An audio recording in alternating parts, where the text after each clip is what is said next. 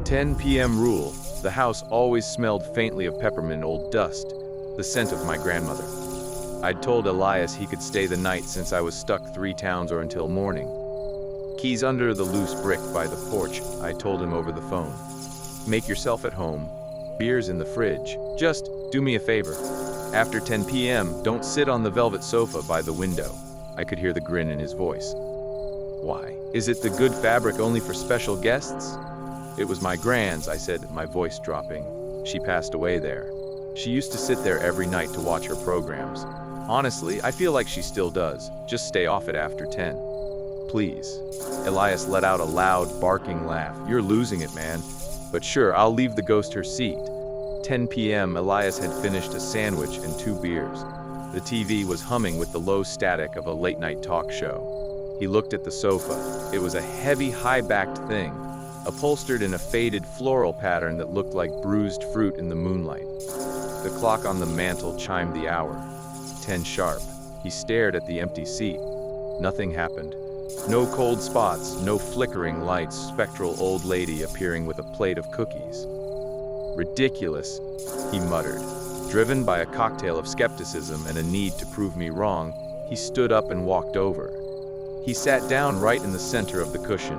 At first, there was only silence. Then the air didn't just get cold, it got heavy. Elias felt a sudden, violent pressure in his chest, as if the atmospheric weight of the entire room was collapsing inward onto his ribcage. It wasn't an explosion, it was an implosion. His vision tunneled. A high-pitched whine vibrated in his teeth. He tried to stand, but his muscles locked. His limbs began to jerk rhythmically, his heels drumming a frantic, silent beat against the floorboards as the seizure took him. The last thing he saw was the TV screen, not the talk show, but a reflection of the room. In the reflection, the sofa wasn't empty. I walked through the front door at 8 a.m., the morning light spilling across the hardwood. Elias, I called out. Silence. His car was still in the driveway.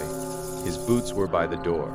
On the kitchen counter, his phone was still plugged into the charger, buzzing with a missed call from his girlfriend. His jacket was draped over the kitchen chair. I walked into the living room.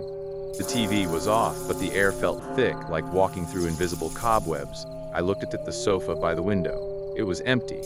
But as I got closer, I noticed something. The floral pattern on the velvet, the bruised purple lilies and pale roses looked different.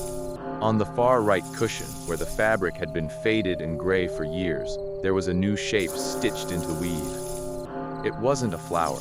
It was a silhouette of a man, his arms thrown out in a silent scream, his face a distorted smudge of beige thread. He was woven deep into the fabric, tucked right under the shadow of a larger, older figure who had finally found someone to sit with. Elias hadn't left the house. He was just finally watching the program.